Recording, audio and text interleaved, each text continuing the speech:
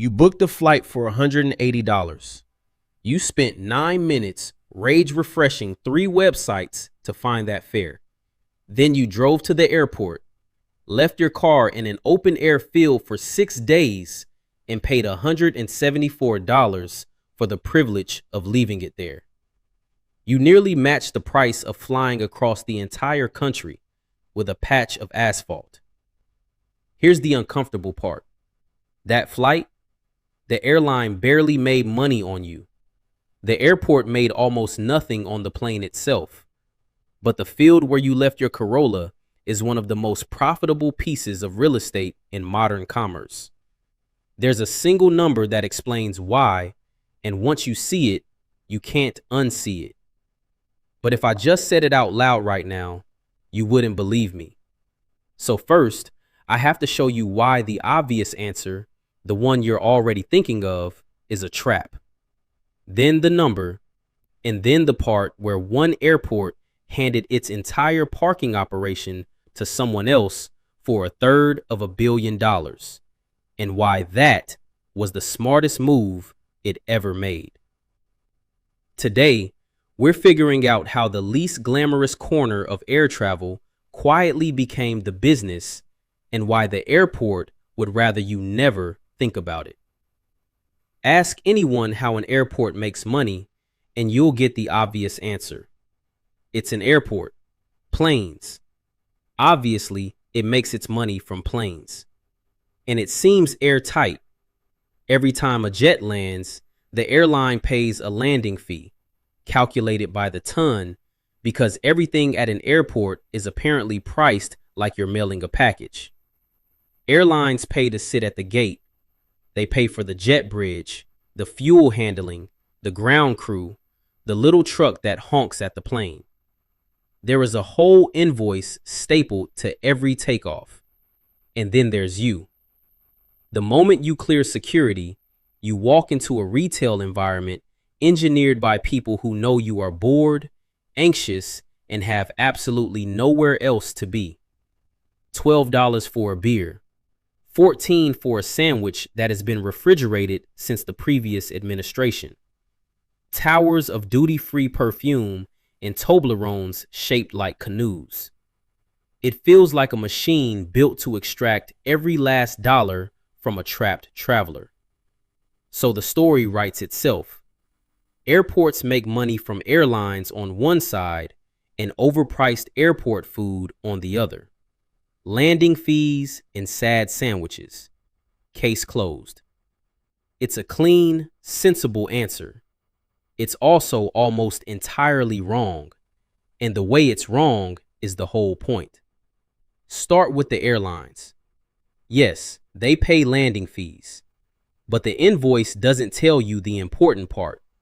The airport is often barely breaking even on the flying and sometimes losing money on it. Because airlines have leverage. A major carrier deciding where to put a new route is holding every card, and airports know it. Lose an airline's hub and your passenger numbers collapse.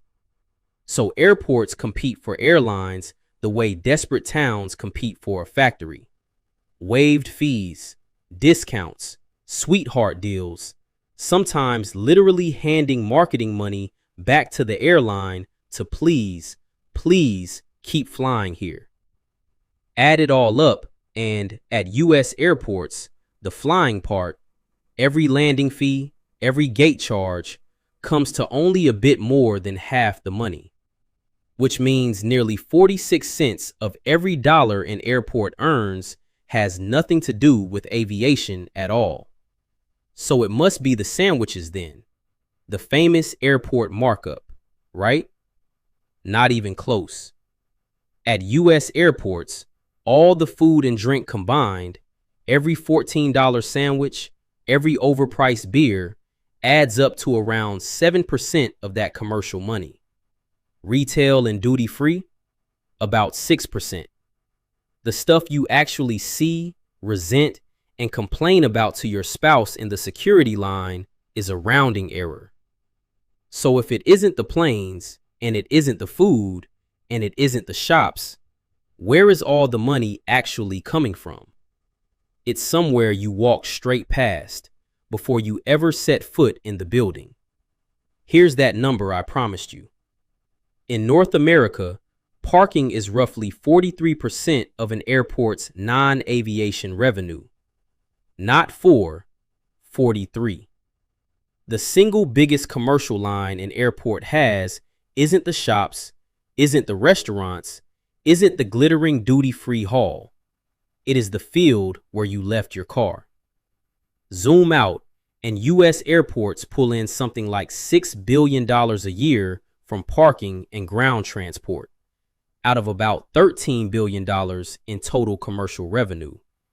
Close to half of everything an airport earns outside of aviation comes from cars. Worldwide, airport parking is a $12 billion a year business, made of asphalt and paint. And here's why it works, which is the genuinely interesting part. Remember the airlines and all their leverage? Parking is the exact opposite. When you park at an airport, you have no negotiating power whatsoever. None. You can't threaten to take your business elsewhere because there is no elsewhere. The lot is bolted to the terminal. You can't shop around mid-drive. You committed the second you pulled off the highway. You're not price sensitive because you're stressed, late, and the alternative is missing a flight you already paid for. And you're not a regular. You park here twice a year, so you never learn there was a cheaper option. And think about how differently you treat that spend. You'll compare 4 hotels for an hour to save $30 a night. You'll switch browsers just to dodge a $12 booking fee. But the $174 to park, you just pay it.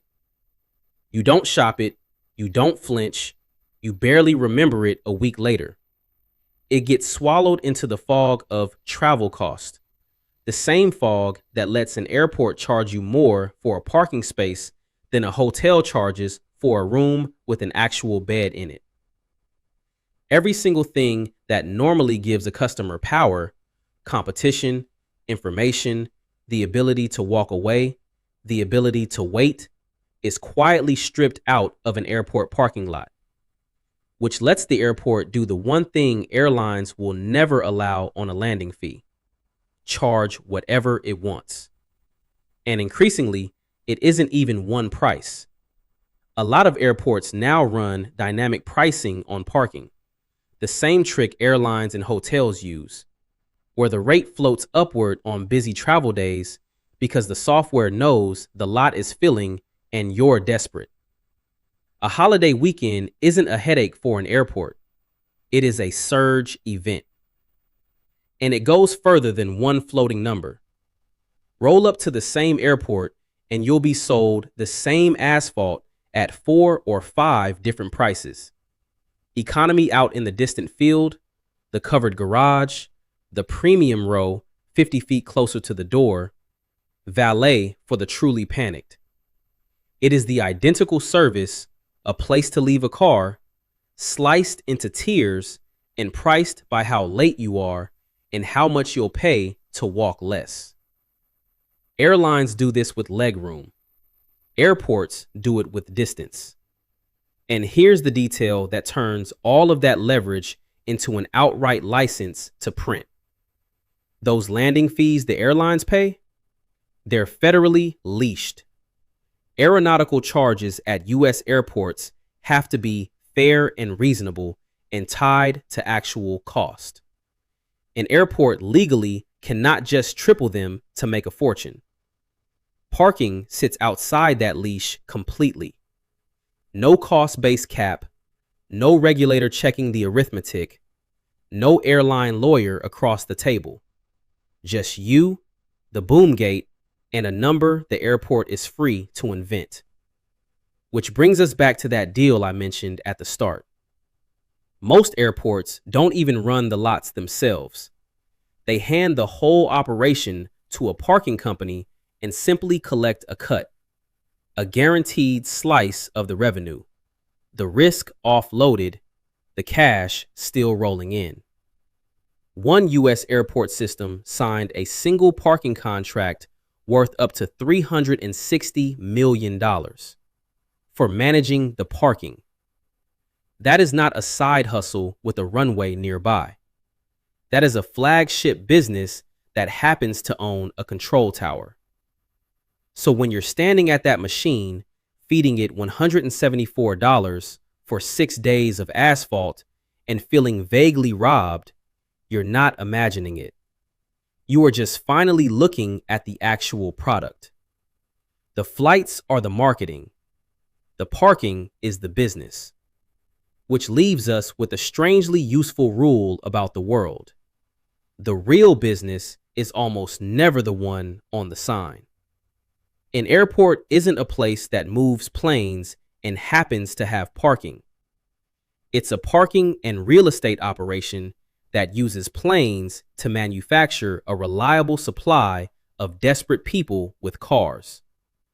The runway is the bait. The lot is the hook.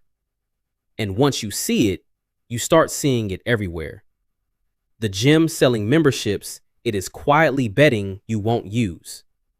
The printer sold at a loss to trap you into buying ink forever.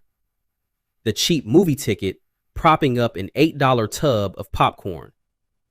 The thing they put on the sign is rarely the thing that pays the bills. Anyway, parking near an airport is expensive. Subscribing is free, and it keeps our lot full. We'll see you next time.